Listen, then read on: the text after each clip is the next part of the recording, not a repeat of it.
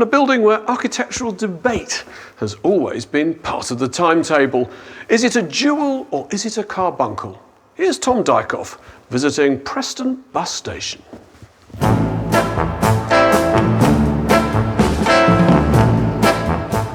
Glorious Preston, England's newest city, and fittingly for such a progressive place, home to one of the greatest pieces of post-war architecture in the country, if not the world.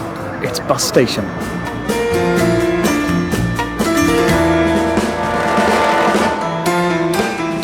Completed in 1969 by eminent world-class and Preston-born architects Building Design Partnership, its beauty is definitely in the eye of the beholder.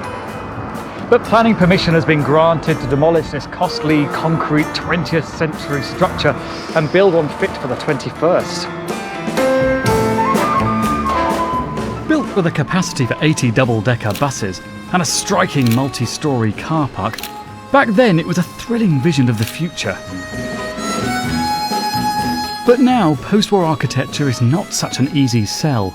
It's old enough to be just that bit too worn around the edges, but not so old to be what we would conventionally call heritage. But it certainly is part of our heritage. Its dingy subways and dark lift lobbies are reason to demolish it for some. But for me, there's so much more to it that's worth holding on to. The building has these majestic sweeping curves. It's an incredibly sculptural piece of architecture. And it's no surprise that its engineer, Ove Arup, just 10 years before designing this, designed the Sydney Opera House. And this building has exactly the same kind of confidence. This building says, I'm from Preston, and I'm proud of it. But in this time of deep public sector cuts, buildings like this are at risk. We want to know what you think of this building. Do you like it or don't like it? No, we like it. Do you like it? Yes, we do. We're all for it. Really? Yes. Well, people really love this bus station because people used to it, and that's heart of the Preston. I think the people of Preston want it. They want to keep it, and if it works, you don't fix it. So what do you think about the people that want to demolish it? I mean, are they... No, they shouldn't do it. I don't think they know enough about it. No. Preston City Council is deciding between refurbishing the station or demolishing it and building something more cost-efficient in its place. So talk me through the cold hard cash. I mean, what are the options for this building? I think like many councils, particularly in the north of England, we've got real financial problems. We've got our backs against the wall. To refurbish, to do a complete modernisation of the building, to bring it into the 21st century, it would cost minimum £17 million, maybe a lot more than that. That certainly is not feasible for this council, and yeah, there you go. Knock it down, fair enough. That's opinion, public opinion. There's an opinion for you. So if this building is demolished, what will happen then? If we take that decision, the new bus station will actually be built about 50 metres away, so there will be a smaller bus station on the site plus a surface car park. So it'll be a surface car park. The rest of the site, which is a big site, is just going to be a surface car park. Yes, but it needs quite a lot of the site for the new bus station. Wouldn't you feel sad to demolish the most photographed building in Preston? Well, of course. It's a very hard decision. It's one of the hardest decisions that I've ever had to take in my life. We've got services to try and support to the people of Preston. We cannot keep this building going ourselves.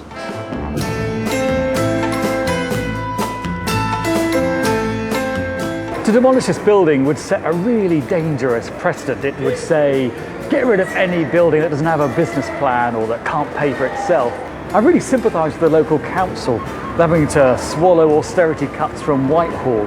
Flattening post-war architecture, though, it's the easy option.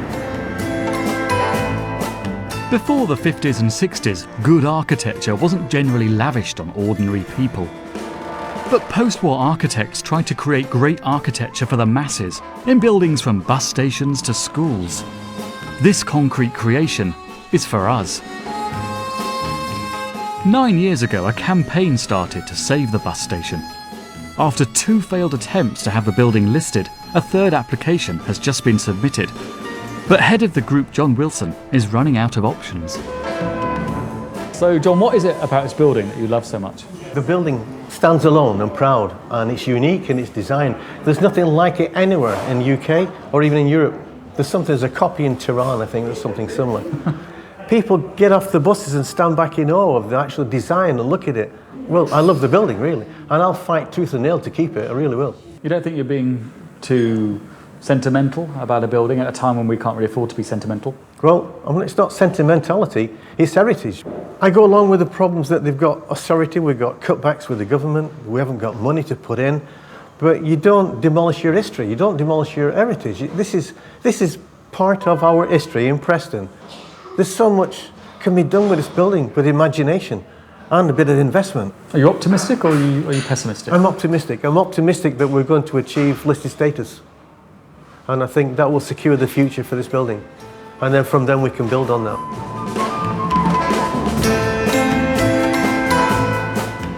Beautiful though I think the building is, with pressures on health, housing and education, it's difficult to side with a bus station.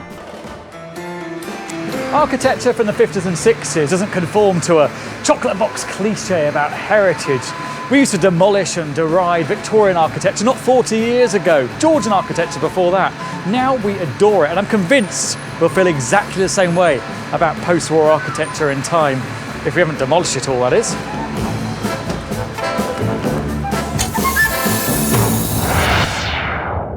So, the fate of